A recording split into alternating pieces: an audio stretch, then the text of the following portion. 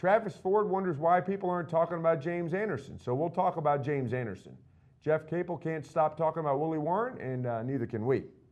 From the Opubco Studios in Oklahoma City, you're watching The Press Row. I'm Mike Sherman. He's Barry Trammell. He's John Rohde, and she's Jenny Carlson. All columnists from the Oklahoman, all fascinated with Bedlam basketball, even though the season hasn't really gotten started, guys. But which is the more compelling story to you, John?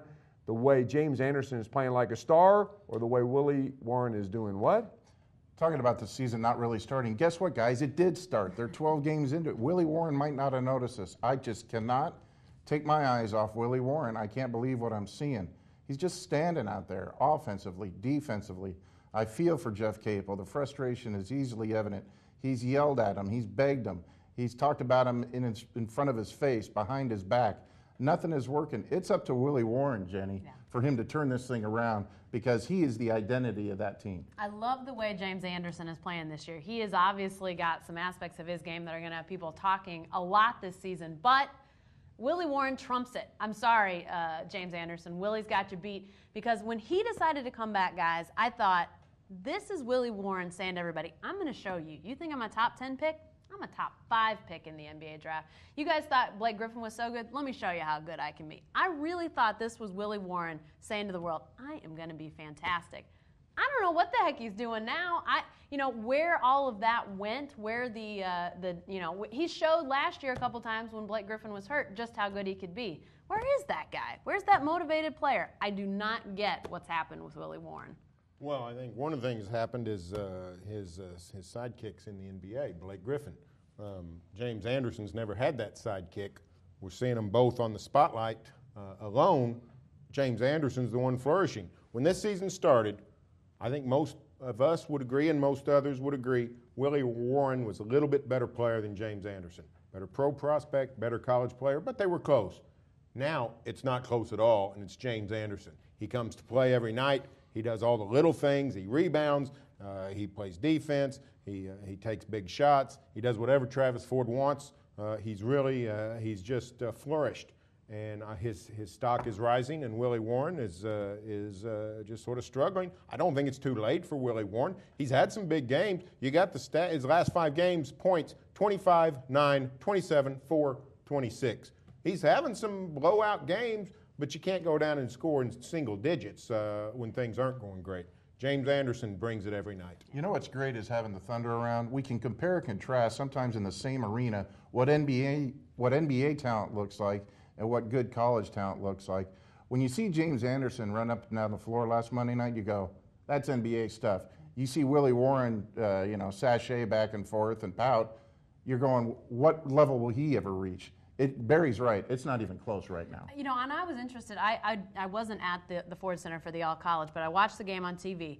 I have to admit, I wasn't listening to every last word, but I can tell you that Willie Warren was pretty much an afterthought in the broadcast. I mean, it wasn't, you didn't hear him sort of extolling his virtues and how great he was and that is not there. And so, if Willie Warren is thinking, hey, I'm going to wait until we're on TV, Big 12 season starts to really get after it.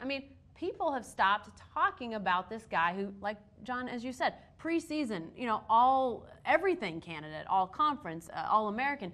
He's become a non-talking point, which to me is just remarkable. I don't even know how I can't imagine anybody else falling this far, this fast, faster than Willie Warren has. Interesting question about the Cowboys, though, guys. We've seen James Anderson. We saw him late in last season really become a great player. One of the better players in the country. He comes back. Is he good enough now to carry the Cowboys deep into March? Well, it depends what deep means. I think Sweet 16. I think Sweet 16 will be a stretch for this team. They've got some liabilities inside. Point guard is a freshman, Ray Penn.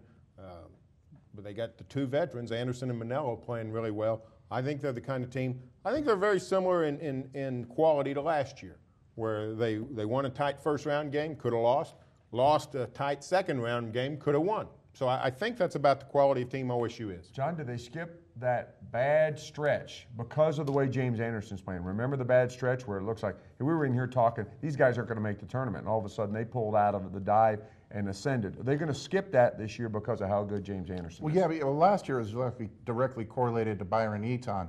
And for Barry to say what he said, their high water mark is the Sweet 16. I agree with that. That was last year's high water mark. And for them to be at the same level, Jenny, with 7 newcomers and Eaton gone and Harris gone, that speaks to James Anderson personally.